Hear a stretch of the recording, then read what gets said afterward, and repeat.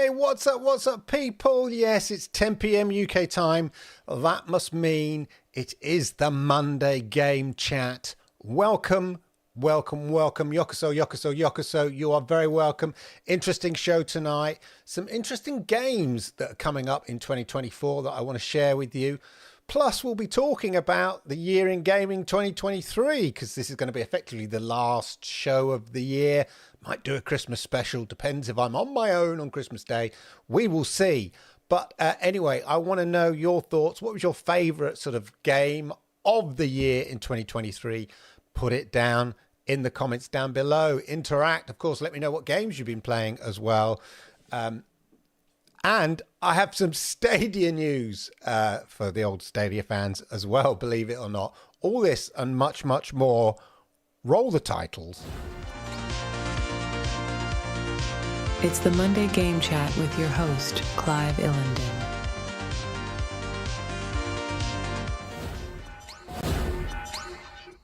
Yokoso.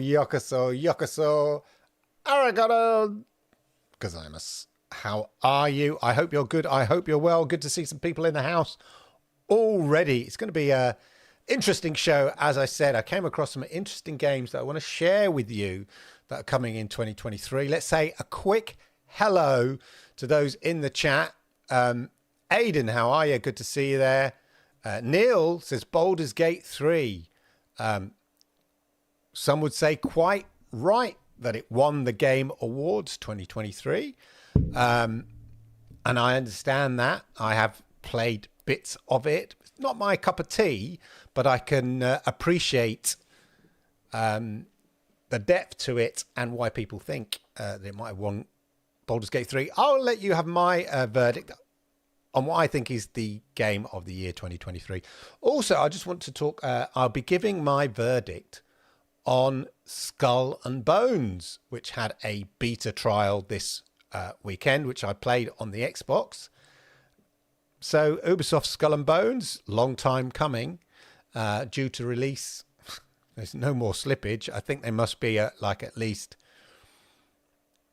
gold version, coming up to gold version kind of in terms of release. They're at beta version, so I don't envisage any more slippage for Skull and Bones coming out in February, but I'll give you my verdict on what I think of it, especially from being a big fan of Sea of Thieves, of course. Victor, lovely to see you, Victor. Long time no see. Great to see you in the chat. Welcome. Aidan, you were indeed first in the house. Exactly. Alan Wake 2. Not quite. I haven't finished it yet, Caseball. But yeah, the game blew me away without a shadow of a doubt. Victor's still playing Destiny 2 on GFN Priority. It looks so good on Ultimate Destiny 2.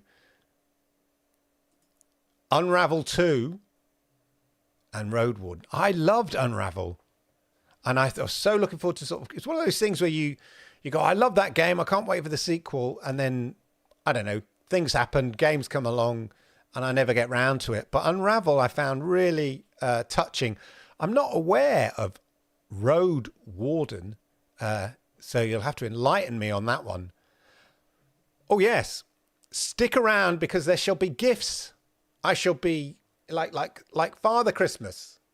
I shall be distributing some gifts in the chat to a few lucky ones. So, you know, early birds and all that. Welcome. Just stick around a bit longer and you may well receive a gift from the game chat. Shall we talk some, let me say what I've been playing. Obviously Skull and Bones.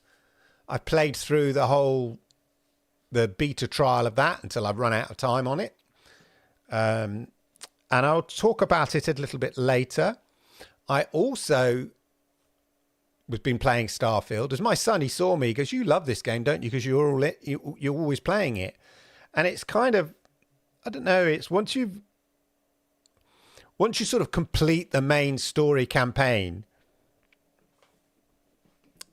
it's quite relaxing just to go back and do the story campaign again. You don't have to go in depth and do it all. You can sort of jump to the end quite quickly the second time around if you want to do it, or you can do a few extra side missions you didn't do, Or in my case, I did some of the story missions again, but this time I made different decisions. I wanted to see what the outcome was. And then I got a bit bored actually at the weekend. So I just went straight to the end game, the sort of big boss battle. And not really giving you a spoiler, but throughout the game, you can persuade people rather than to use violence, which I quite like in the game. The fact that you can sometimes use persuasion rather than violence. And the first time around, I kind of used persuasion to beat the boss, which I kind of found a bit odd because it's like it's almost anticlimactic because you kind of, it's quite hectic to get to the final big boss. And then you kind of say a couple of things to him and he goes, yeah, all right then, fair enough. And walks away, and you just think, okay. So this time round, I thought, I was fed up of doing all these little extra side missions. I thought, and I'd done the main story bits where I felt like I had to, if you have your life again, what would you do differently? Well, I did a few things differently, acted a bit more honourably, and I got the respect of Sarah, my companion. She was very pleased with my behaviour, which is always nice from a lady, I'm a good boy this time. So, I did some of that. And then I thought this time I'm not wasting it. I'm not doing the persuasion malarkey. I'm going, no, come on, violence. And just had a showdown with the big boss. Just thought, well, why not? And I completed the game again. Although I must have clicked through something quickly. And I didn't there's kind of something happens at the end. And then you make a choice. But anyway, it doesn't matter. The point is, Starfield, I finished again. Would I go back to it now? Because I was never really into the spaceship building.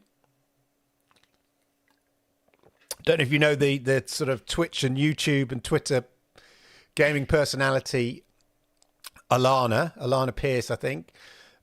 She's been sharing lots of Starfield ship builds from, because say that carefully, ship builds from Reddit, some extraordinary builds on that. But I was never really into that kind of the building side of it. But anyway, so that's what I've been playing. And then, Skull and Bones. Let's talk about Skull and Bones very briefly. So Skull and Bones, oh my gosh. When was Skull and Bones announced? Like 2018 at least. That's at least 5 years ago. And it's been through development hell and back. And I don't know, like, it's very different. Obviously, you announce a game and you show trailers like 5 years ago, 4 years ago, 3 years ago. And then it's, as I said, there was on the verge of being cancelled, went through different iterations. I'm not sure they kind of entirely knew what it is that they actually wanted. Would it just be a glorified Assassin's Creed Black Flag? But anyway, I played it, and part of it is that I feared that it may be a bit too much like you're driving boats in third person. So you're not doing the combat as a character, but your boat is doing the combat, if that makes sense. You're sort of driving the boat in third person and attacking ships.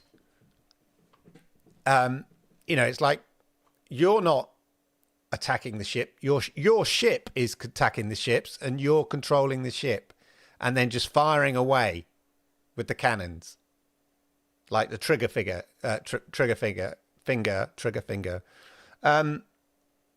And even in Black Flag, that you can get into fights on the islands, but in Skull and Bones, it's just about the boats. The only you walk around a few islands, but you don't get into fights. You just go up to people and ask them questions and take on challenges and missions. And then the idea is you just progress. And the more money you get, the more things you can build, the bigger boats you can build, the bigger boats you can build, the bigger boats and fleets, ships you can take on, etc. So it's a sort of just a progression thing. And if I'm brutally honest, it gets a little bit repetitive very quickly. Yes, there's the progression, and you can, upgrade your character and your reputation and all of that. But it's just and I don't know whether it's because, I enjoyed Assassin's Creed Black Flag, but I don't know whether it's because I am a big fan of Sea of Thieves. Yeah, as soon as Sea of Thieves was released, I was on it. A lot of people didn't like the kind of almost sandbox element when it was first released. I did. I enjoyed it. But then they added loads and loads of more. In fact, they've added so much more. I haven't played it in a long time. In fact, I was inspired to have a game of it, but there's a massive update. It's been such a long time since I played Sea of Thieves. But the point about Sea of Thieves is you control the character who controls the boat. That is the fundamental difference. So you're controlling a character, and in first person. Is it in first person? I can't remember. Anyway, you're controlling the character, and the character can go on land. The character can start fights. The character can have sword fights. The character can have a shootout. The character has to go down and load the cannon. The character has to point the cannon, fire the cannon. The character has to drive the boat. If you're in a squad, then it's brilliant because you can have a galleon of like 5 of you, and you actually give roles to each other in Sea of Thieves. You say, right, you lot, I want you lot on the front sails, you two on the back sails, I'm on the rear sails, and I'm driving the boat. You can be the captain of your ship. And you could be shouting, man the cannons to your mates, and then they go off and do it. Or you could be like, manning the cannons, or jumping off boats, or stealthily climbing up somebody's boat. You feel like involved. And it's that element that's obviously, they're different games. Don't get me wrong, they are different games, but it is that element of you can create your own story in a way with Sea of Thieves. You can go off and, I'd love to be able to dig up a bit of treasure in Skull and Bones, have a bit of an adventure like that and create my own story, my own kind of campaign. Whereas all you're really doing, yes, is you're creating your own reputation and character, but you're just progressing. It's a progression thing. I'll go and talk to the blacksmith. I'll deliver the blacksmith some stuff, and he'll build you some better weapons. I'll go and see the carpenter, and he'll build you a better boat, the shipwright, and they'll get you a better boat. That's kind of it. So it's a bit disappointing in that regard. So anyway, that's my verdict of Sea of Thieves. Not Sea of Thieves. That's my verdict of Skull and Bones. I would have loved it if it was in the style of the Sea of Thieves. As I said, they're different games, but a kind of a more, Sea of Thieves is a bit jokey and cartoony in its design style, which is great, fabulous, love it. But imagine having that in a kind of more of an Assassin's Creed style, bit in that kind of Black Flag style, and you're jumping onto the ships, you're getting into sword fights or shootouts, all of that, climbing the ladders. Yeah. I would like more of that, but it's not that game. It's more, as I say, you're controlling ships and getting into ship battles with fleets and stuff like that. Anyway, there we go. That's my verdict of Skull and Bones, as I said. The other thing I'm going to share with you, ladies and gentlemen, is the Xbox Game Pass came to MetaQuest 3. And here I am. This is me in MetaQuest 3 and trying out the Xbox Game Pass app. It's basically, so you're in this massive Xbox sort of theater. You can set the screen size. There's sort of 4 sizes: small, medium, large, XL. That's the XL one, as you can see. And it's like a massive screen.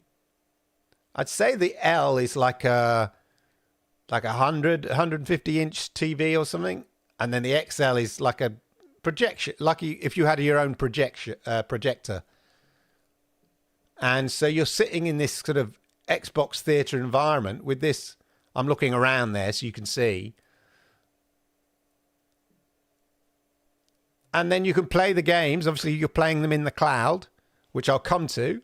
And here's me sort of playing Halo. It's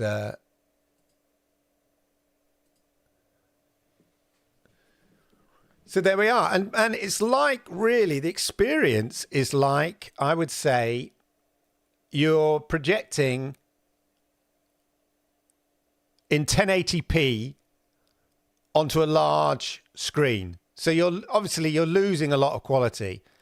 I mean, I always used to say about cloud gaming, I used to sort of moan about people go, oh, you know, the quality's not so good, or, you know, you're getting a bit of extrapolation around in the edges or whatever and all that kind of stuff. And I just think, yeah, but no, it looks great to me. But I kind of understand a bit more. If you've just been playing the Xbox Series X version, or, you know, the Steam version with all on your top gaming rig, and then you go to xCloud or to the MetaQuest version, then yes, oh boy, it's night and day. The difference in terms of the quality is night and day. But if you are used to just playing on xCloud and stuff like that, and you don't have like a stunning TV and all that kind of stuff, it looks all right. The problem is you know, you're subject to the bit rate that xCloud works at. It's not, you know, it's no GeForce Now Ultimate, ladies and gentlemen, put it that way. I found it really, on an FPS like this, I found it really difficult. There was noticeable lag and latency, more than I normally get on Xbox. Now, that may be because I had a full house. Everyone was doing stuff in the house, and maybe I was on the wrong kind of Wi-Fi network to really kind of get the best out of it, because I've not really experienced the lag and latency on xCloud like I did on this, which is a shame, because the potential is really, really cool. I would love it if and I'm going to try and do an experiment. I would love it if GeForce Now did a MetaQuest app, because I'd love to be able to try GeForce Now Ultimate in here, because then you know you're getting a 4K 120 frames per second experience. So it's a sort of, you know, xCloud, I've talked about it on the show before. xCloud is very much beta. Yeah, it's still beta, and Xbox don't seem to be wanting to improve the quality. Why do they need, you know, why would they, you know, go and play the game on GeForce Now? Except you can't play Halo yet, which is odd because it's on Steam and as part of the Microsoft deal. So bring it out. Come on GeForce Now. But yeah. So also I tried, what else did I try? I tried Forza as well. I just wanted a few twitchy games. So I played Starfield on it. And again, I don't know whether it's the car that I've got or my son was a bit too powerful. But again, I found it difficult to drive. I mean, Forza's such a fast and twitchy game, and the latency and lag really showed on it. Being able to control, look, bam, you know, it's a great driving, Clive. But yeah, Starfield was okay because it's a sort of, you know, it's not a twitchy game, and it's a sort of story campaign game. So that worked really great. And it was great to see, you know, to be on the planets, get that really immersive experience. Really, really cool. So, but basically, effectively, it's like playing Xbox on a, you know, at 1080p via a projector. Yeah, that makes sense. So there you go. That was my MetaQuest experience. Let's have a keep up with you. Alan Wake 2, we've done that. Yes, thank you, Ray. Ray's in the house. Lovely to see you. You know who the bald man on the screen is, ladies and gentlemen. February the 16th, yes, for Skull and Bones. I hope they add some stuff to it from the feedback from the beta and stuff like that. So, hey, Zero Games, good to see you. Road Warden is an indie game, text-based RPG. Wow, that's old school, that is. I can't choose. It's difficult, isn't it? It's difficult. Played about 10 to 12 hours of Starfield. It would not be in the top 20 games of the year. Wow. Now, the thing about Starfield is different people have different views on it, but I think it takes a while to, people always say it takes a while to get in to, and I think more than 10 to 12 hours. There's a few bits of the sort of the main story that are really, really fun and exciting. Then there's other bits which are a bit dull. But it takes a while to get to that level, perhaps too long. I think you want to be thrown into it, like any game. You want to be thrown into it. At work,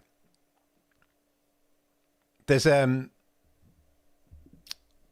I don't know. In the UK, we've revived the TV show Survivor, and I did the contracts on it for the company I work for, and I thought I've stopped watching TV.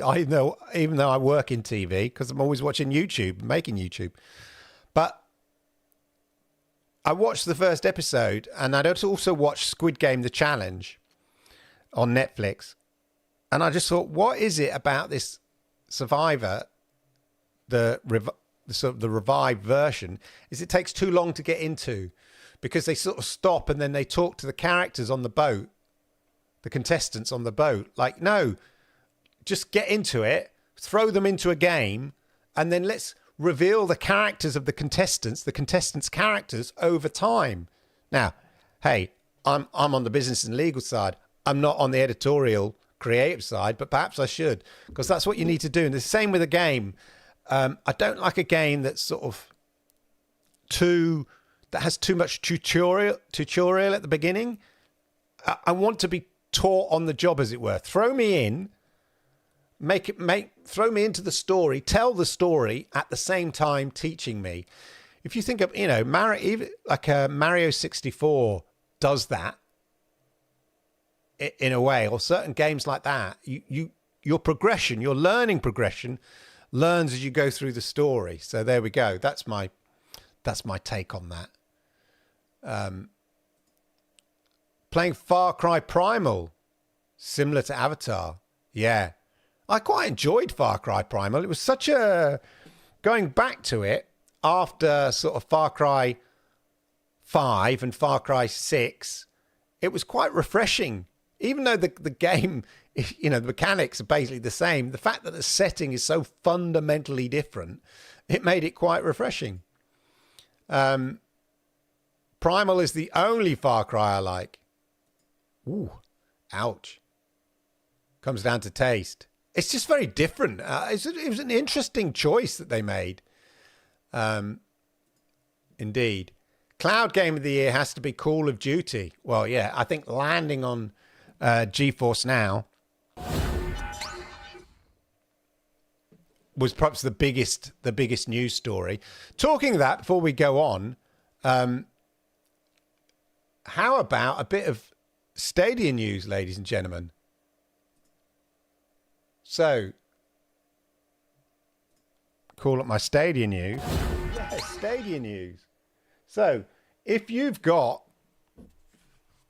a few of these and you haven't yet turned them into functional Bluetooth controllers,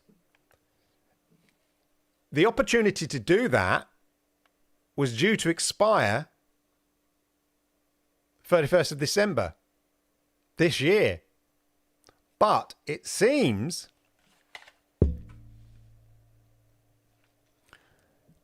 it is now available until 2024. So if you haven't yet converted your Stadia controllers that you might have lying around the house, I've got 1, 2, 3, 4, 5. I've got 5 and still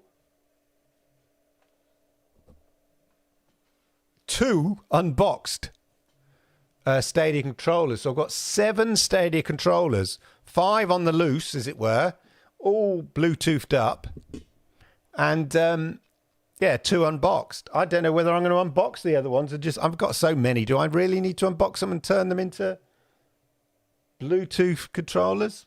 Don't know. Anyway, so yeah, Stadia news. That's quite interesting. They've kept it alive for another year. I mean, no harm. Just might as well just keep the website up there. It's not really costing much money, is it, just to keep the site up there? Far Cry Turok, very good. Black Flag is an amazing game. It is a great game, and in fact, it's just interesting that they, developed Skull and Bones when you've got Black Flag. I enjoyed the Skull and Bones beta a lot more this time. We'll buy a month of Ubi Plus to play it more. I'm tempted to do that myself rather than to buy the game. Just maybe say, give it another go. I think what's interesting is that there are other people in the world, and the bit of the PvP kind of element is quite kind of fun and annoying at the same time. Looking forward to playing Avatar. If you time it right, get Avatar, Outlaws, Prince of Persia, and Skull and Bones. Of course, yeah. It's about getting that month subscription, that single month subscription, as you say, at the right time. I feel the tutorial stuff will fade away after the title screen rolls. Yeah. Do we have a date for Outlaws yet? 24, 25. Keeping it vague. Looks interesting. Can you remote play Xbox to Meta 3? That's interesting, because the other thing, so the Steam have released their VR app available in the Meta Quest, so you can play your Steam games remotely. Now, I don't know whether that's over your network or whether you plug in a wire. The VR Meta wire, you get a little USB-C thing, costs about 90 quid. Unbelievable. The accessories, the official accessories for Meta are well expensive. All they need to add for immersion is family members getting in the way of the TV. Exactly, yeah. You could have little Meta characters walk across. Get out of the way. Yeah. A month in January should cover that. That's the plan. Yeah, absolutely. But yeah, so I've yet to test out Steam VR. I've also yet to... maybe I can access GeForce Now over the browser within MetaQuest. I'm going to give it MetaQuest 3. I'm going to give it a go. But yeah. Right, let's just go some other quick news. So let's just see where you are on the chat. Yeah, so I just want to talk about a couple of games I came across. One of which had a trailer at the Game Awards. What is Game Awards 2023, and it's from the maker of No Man's Sky, and it looks very, very interesting. Now, the reason I missed it first time round, but it's because there's been chatter about the hype around it already, making bold statements. Talk about learn your lesson. So obviously the creator of No Man's Sky is Sean, I forgot his name now, but is famous for, of course, No Man's Sky for being so overhyped. And then when it delivered, people were like, oh, it's a bit empty. I thought you could do this. I thought you could enter into sort of space battles and all these things. It's just walking around on planets. It had all these randomly generated, planets. It was massive. There were, a sort of infinite amount of planets that it could generate, and the creatures were randomly generated and all this kind of stuff. It was all super, super hyped, and then people were very disappointed. But credit to, is it Sean Murray? Credit to Sean Murray. Over the years or so, they've brought maybe No Man's Sky to a level to sort of match the original hype to a certain degree. Anyway, this is his next project, and we can watch the trailer here. I'll put some sound on there for you. Oh, it's there. Let me just give you a better quality because so basically it's got an Earth-sized planet. It's an open world. Again, like, is there a point in having an open world this large? I don't know. The game looks incredible, stunning, and stunning, but a world this open, you can explore to the highest mountains. Who's going to be the first to climb the highest mountains? You can swim down into the depths of the oceans. It's procedurally generated. That's the word I was looking for earlier when I was saying about random generations. Procedurally generated. And you can explore these amazing worlds the size of the Earth as a sort of open sandbox game. There is a danger that it gets boring, but it looks incredible. But we've been here before with Sean Murray with these sort of No Man's Sky and stuff and the hype. I mean, look at this. It's incredible. Let me know what you think in the chat, but it does look an extraordinary game.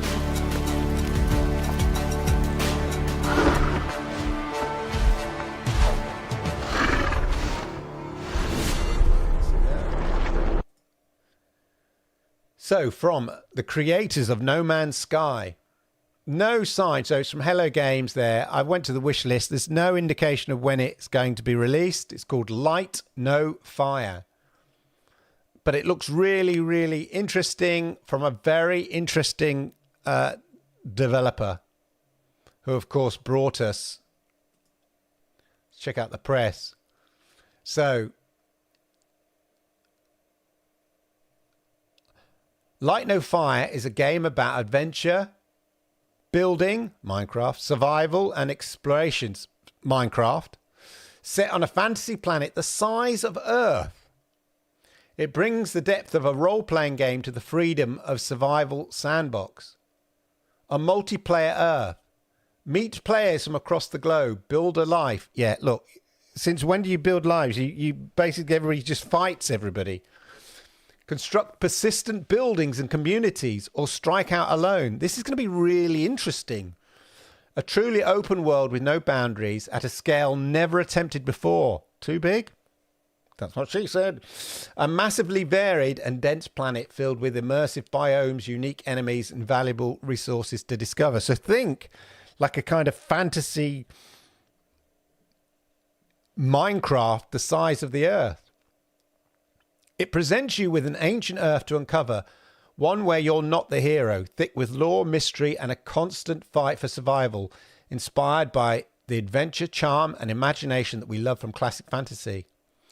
Every mountain can be climbed, and below them lies endless vistas, oceans, and continents, perhaps no others have seen. Who will climb the tallest mountains? Who will find the deepest sea?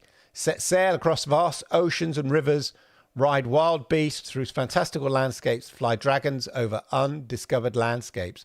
Basically, just sort of get lost in your own little world, but occasionally meet other people. I mean, a world that big, what are the chances of meeting, people? But anyway, there we are. Light, No Fire. Let me know what you think of that. The other game that sort of piqued my interest, it's interesting, is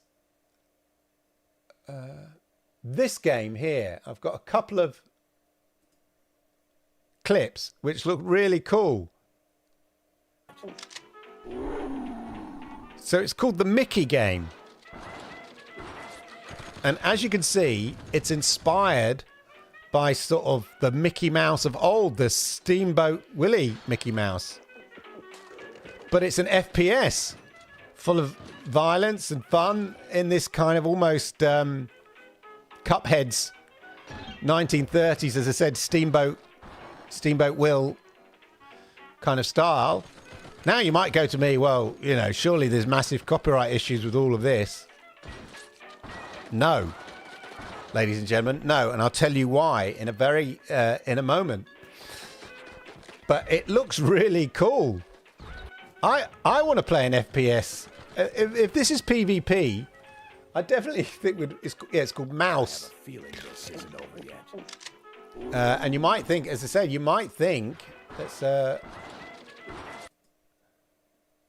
there's some more of it. No, that was the one we just showed, wasn't it? Let's get a bigger.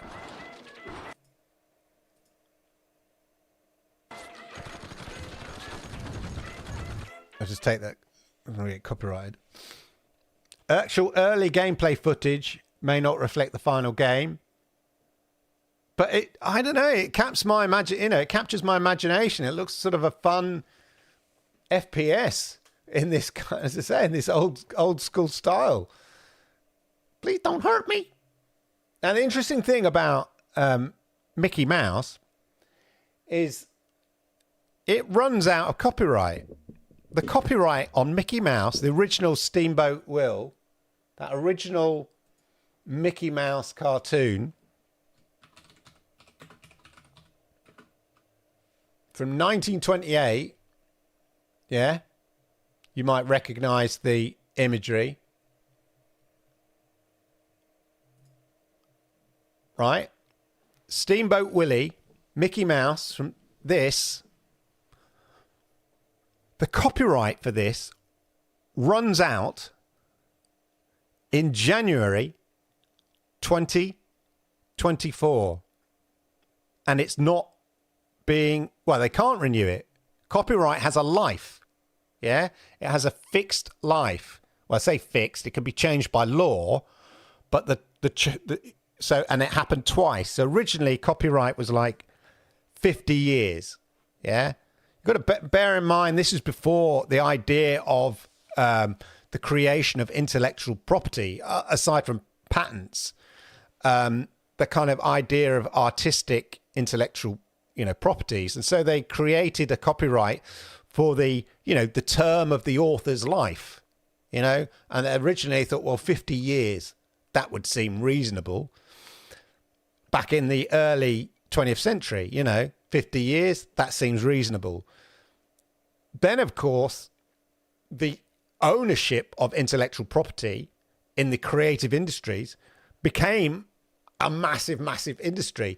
So companies like Disney, specifically Disney, lobbied the American government to extend the copyright law to about 70 years. Yeah, they kind of realized we've created all this content and it's going to run out. So I think in the 70s or something like that, in fact, everybody knew it was Disney who had lobbied the American government, and that's why it was nicknamed the Disney Law, and it extended copyright for another like 20 odd years. And then I think they did the same in the 90s or something like that. But they didn't do it again. So basically it got like 95 years. Basically copyright got extended to 95 years. That 95 years in Steamboat Willie, the original Mickey Mouse cartoon, runs out January 2024, and Disney don't care. Mickey Mouse. Yeah, you would think on the face of it, now there's a reason, there are theories why, on the face of it, you would think that they would be concerned, worried that Mickey Mouse, the most iconic symbol of Disney, runs out. So anybody could do it. We saw it with Winnie the Pooh. There was that kind of really awful horror film based on Winnie the Pooh. Yeah? Where Winnie the Pooh goes on this kind of violent rampage. That was because the copyright in Winnie the Pooh ran out last year. So anybody could make the story of Winnie the Pooh, make a film on Winnie the Pooh. They don't owe anybody anything. Anyway, the theory behind the fact that Disney don't really care about this is that actually, although Mickey Mouse is iconic, there are loads of other protections that they have in Mickey Mouse and certain trademarks that they've made and stuff like that keep them protected for a while on certain things. But really the value of Mickey Mouse to Disney is pretty insignificant nowadays. You think about Disney, because now Disney is not just Disney, is it? We used to think, Disney was just the films, the animations and a few, films. That was Disney. It was all about Mickey Mouse. It was all about, Donald Duck, the big feature length animations. That was Disney. That's not Disney now. Disney owns what? They own Fox. They own Marvel. They own Star Wars. What don't they own? So now Mickey Mouse pales into insignificance in terms of the size of the Disney company. The parks. All of these make much, much more money than Mickey Mouse does at all. But Mickey Mouse hardly contributes to the relative to the size of Disney as a corporation now. So that's the theory why people don't think they're that bothered about it. And they've got enough protections in certain trademarks throughout the years. So yeah, you might think that this game, it's just interesting in the light of this game, you'd go, oh, that's a bit close. Yeah? It's a bit close to Steamboat Will. I don't know whether this developer realised this or just thought they'd take a chance. But actually, it's a respectable homage to the cartoons of the time. And yeah, they look like Mickey Mouse. And the Steamboat Willie Mickey Mouse. But it'd be out of copyright in 2024. So, there you go. But I don't know, I just thought it looked a really cool and interesting game. Let me know what you think in the chat down below. The lithium battery will be worth 11 grand in 2044.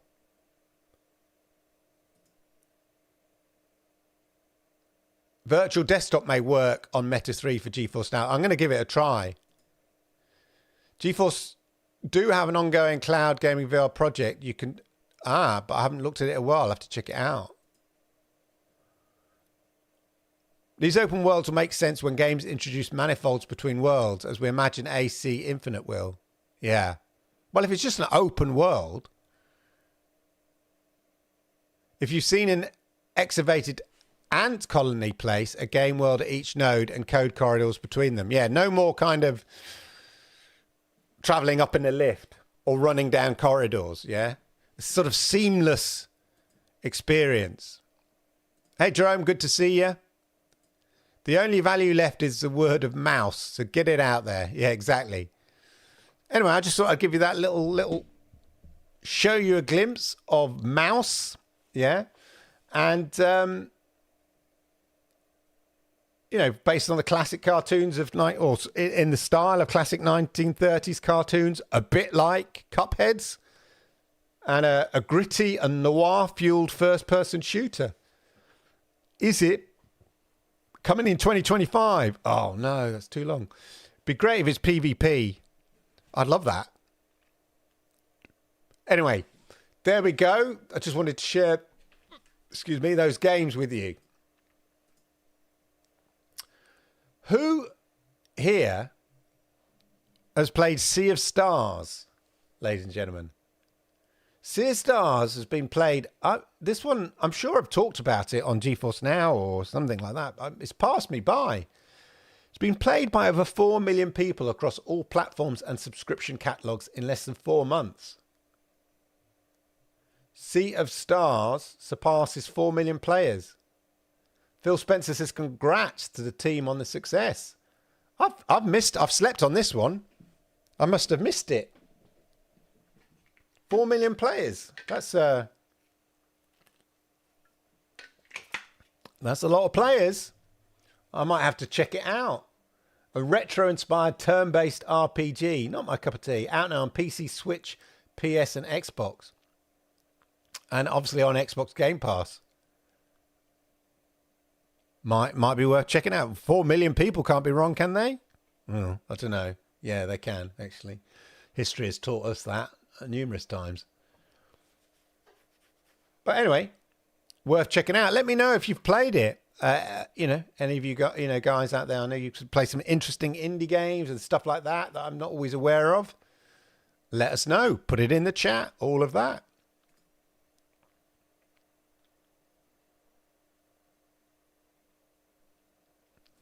Halo Infinite, Season 5, Winter Reckoning, coming up here. Some nice little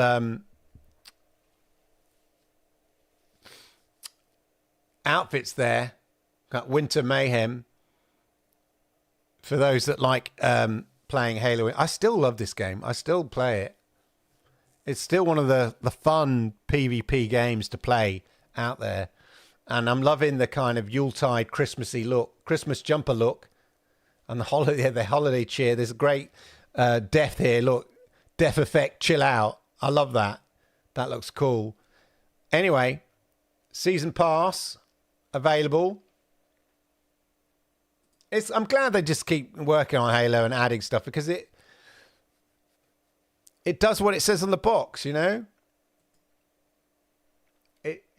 It's a good game. Let's quickly talk about Xbox Game Pass while we're here. Xbox Game Pass for free. Xbox Game Pass for free. Microsoft is experimenting with ad views for access to hundreds of Xbox games. Free games in this economy? Well, in exchange for eyeballs at least. Microsoft Gaming Chief Financial Officer Tim Stewart recently described how in the future you may be able to view ads to gain access to Xbox Game Pass. Now, we live in, straightened times, as it were. We live in times where money is short. We're not all flashing the cash out there, And so we've seen it with Netflix, who have kind of experimented with ads. You'd think, what's the point? But it allows them to offer a lower tier rate, a subscription rate, Say, look, for $7.99 or $5.99, if you watch some ads, then you can subscribe for $5.99. Or you can go premium, have no ads, and pay, whatever it is I'm paying. I mean, Disney Plus, talking to Disney, no wonder they don't care about Mickey.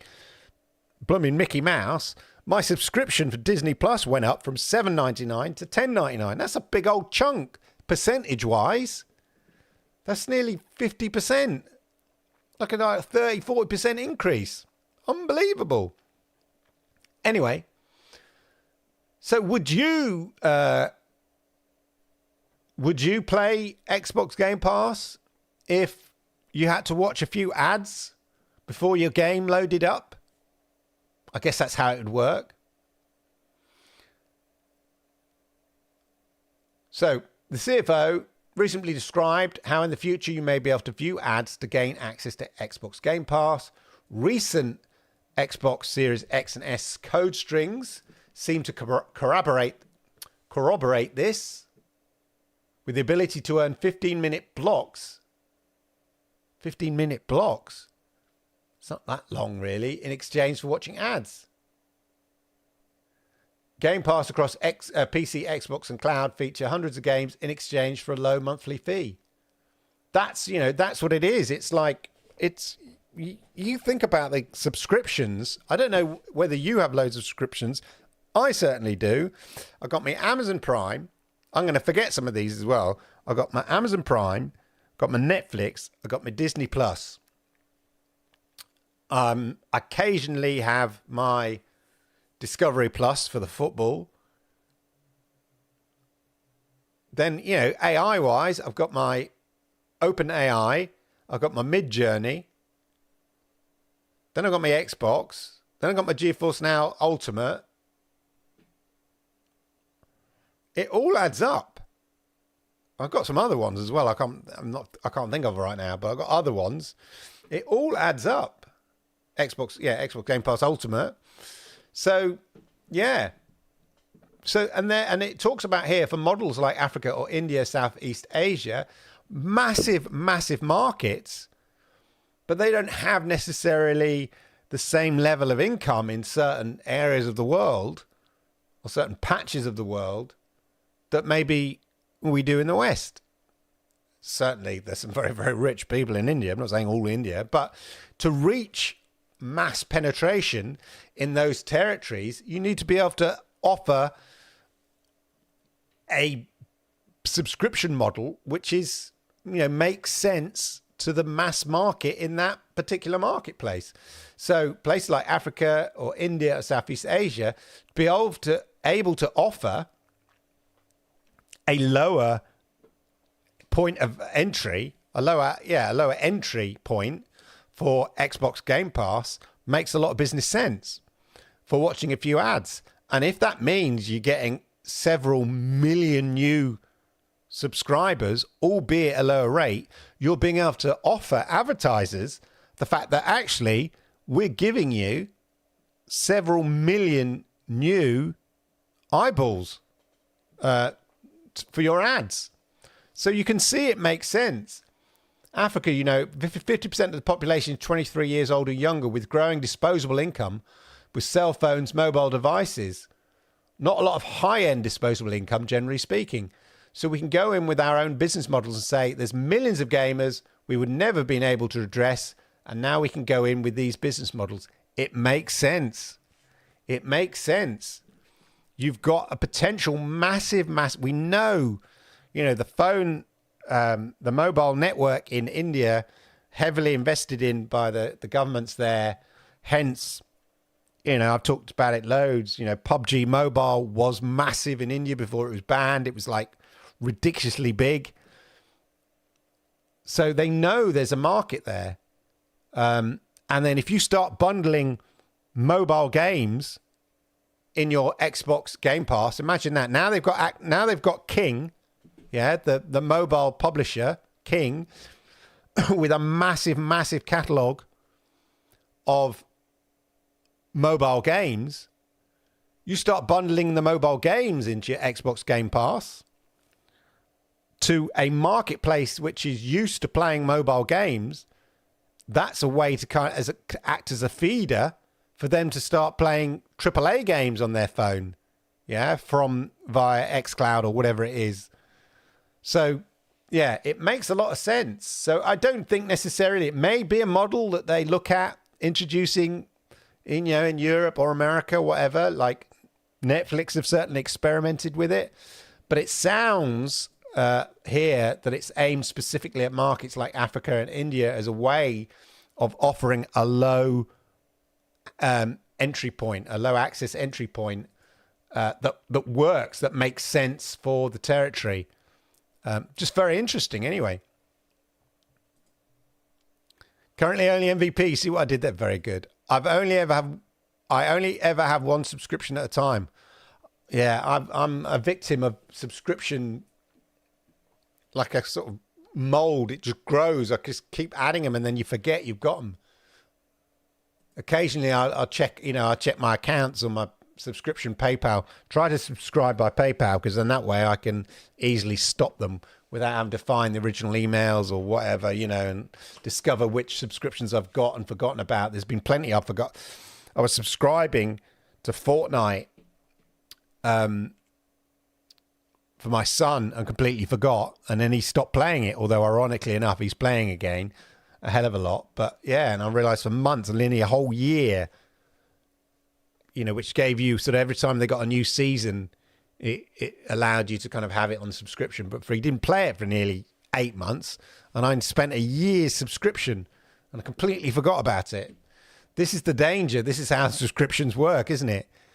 You subscribe and you forget. I wanted to subscribe to Discovery Plus or get TNT Sports just for the month.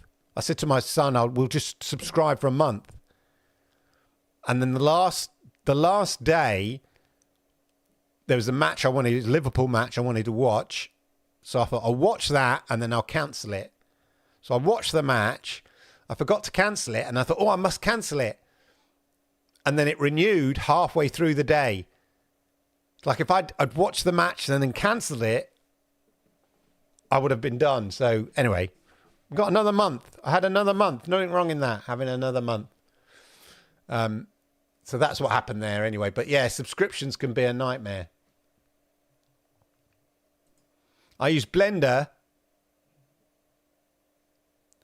and UE5 for 3D and Affinity for graphic design and photography. Very good. I've got at least 4. Yeah. I mean, most people have. It's crazy. I used to be very critical of people that I used to think, why would you want like a Sky subscription? I mean, there are other reasons why, you want to spend 50 quid on Sky. Why would you do that? It's crazy.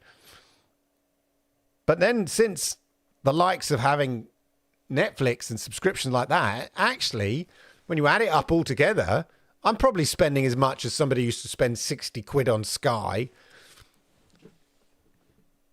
Travis is with me. I know. It's like, I'm ashamed sometimes. It's just like, when you think, actually, I forgot. I'll tell you what, I cancelled my YouTube subscription. Oh, that's it. That reminds me, it's time to give out some gifts.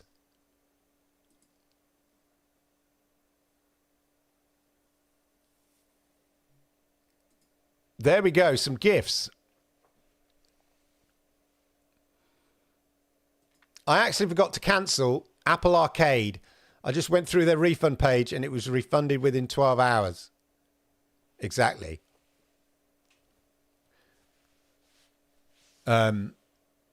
Yeah, so, when you think about Spotify, and I have family accounts on these. I've got my Spotify account because my daughter just because she loves to have the kind of annual roundup of, what things she kind of... Thank you very much. See the memberships being handed out now, ladies and gentlemen.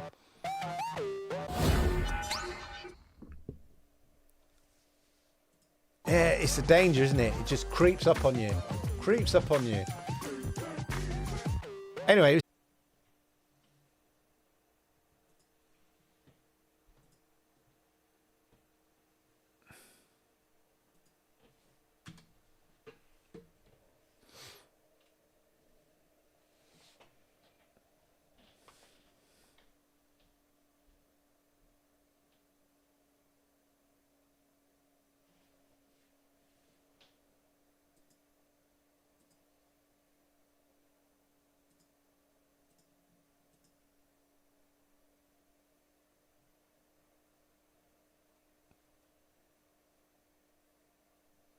Internet crashed.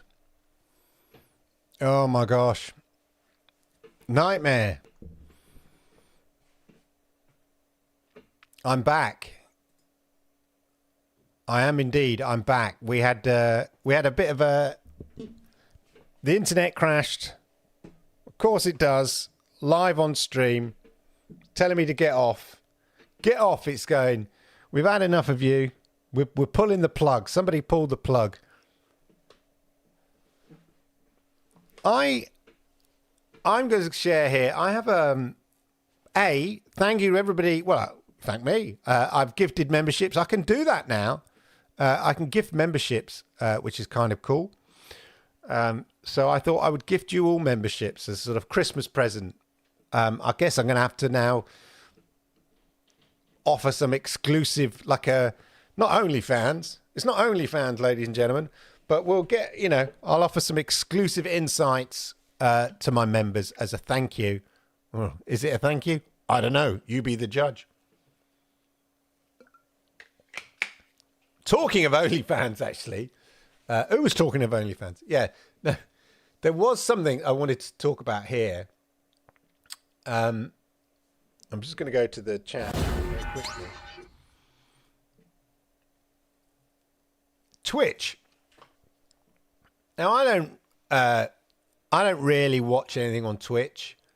I'm a YouTube guy, when I watch live streams. Not that I watch that many live streams. There's a few. Might watch Meg occasionally, but mostly Dr. Disrespect, something like that.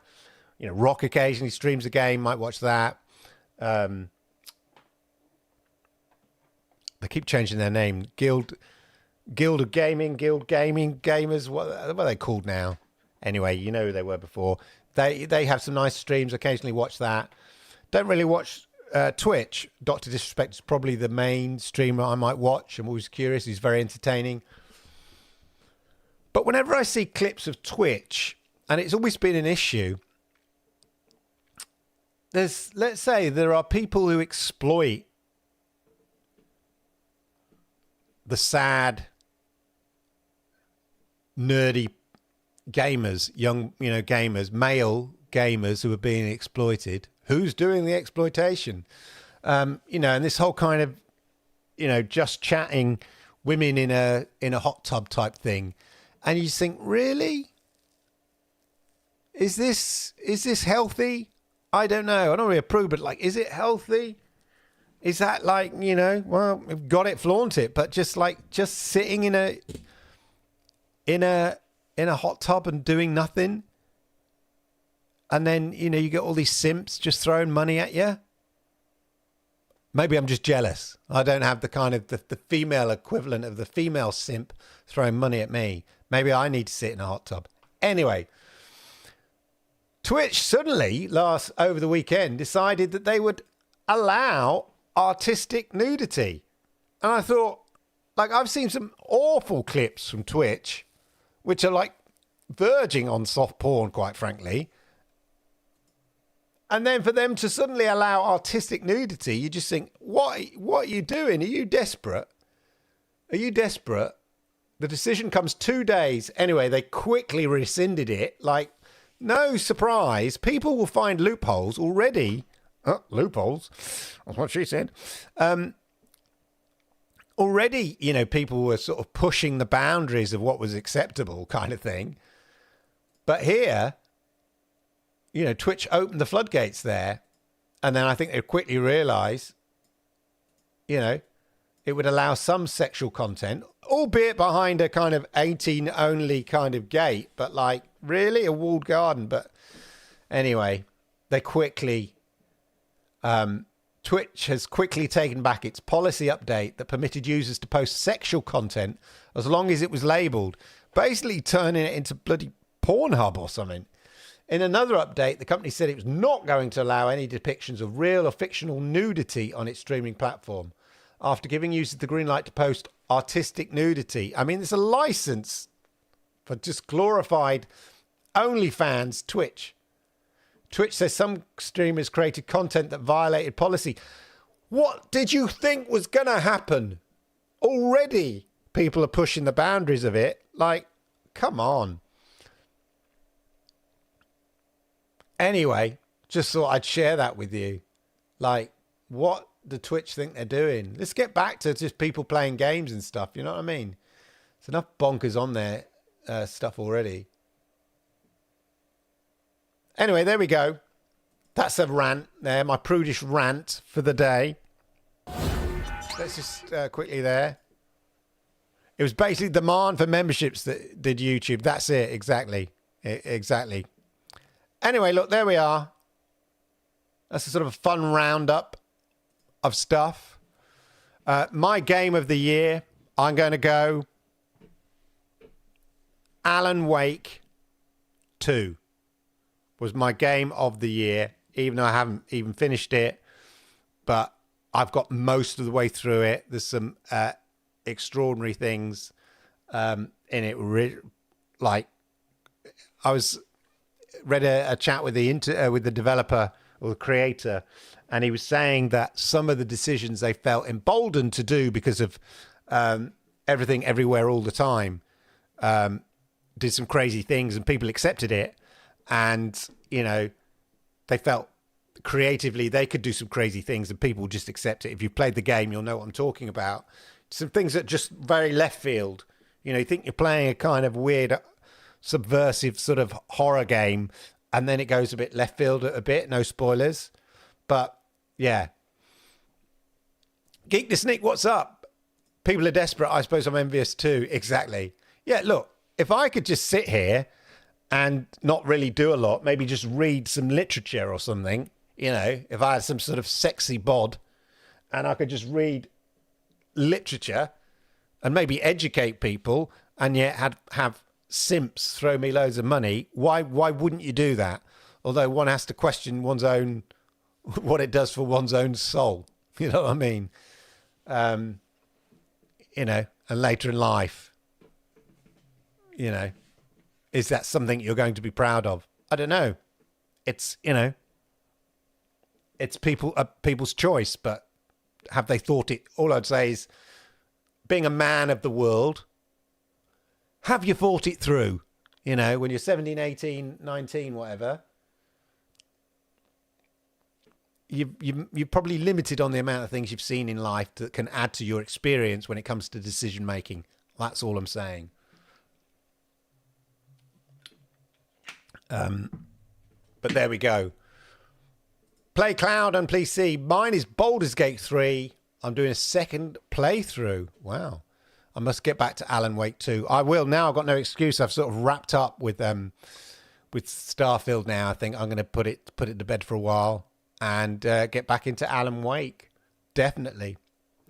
All right, ladies and gentlemen, I hope you enjoyed that. Have a wonderful, wonderful Xmas break, if that's your thing. Have a wonderful Christmas. I hope Father Christmas brings you some gaming goodies and all of that. And if it's not your thing, then enjoy the break, because everybody else is having a break, hopefully. And if you are working over the Christmas holes for whatever reason, then, you know, find yourself some time. That's the key thing. Don't get too stressed, especially if you're a parent or anything like that.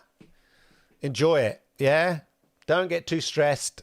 Doesn't matter. Yeah, it doesn't matter. There you are. You can have that from mine. Don't put pressure on yourself. Give time for yourself over Christmas. That's what it's about. If you manage to get a break from work or anything like that, make sure you use it. Do you know what? Play some games, guilt-free. You deserve it, ladies and gentlemen. And on that note, I will probably see you in 2024, unless Lord Kensal decides to do a Christmas Day stream, depending on what I'm doing on Christmas Day or over the holidays. So look out for that.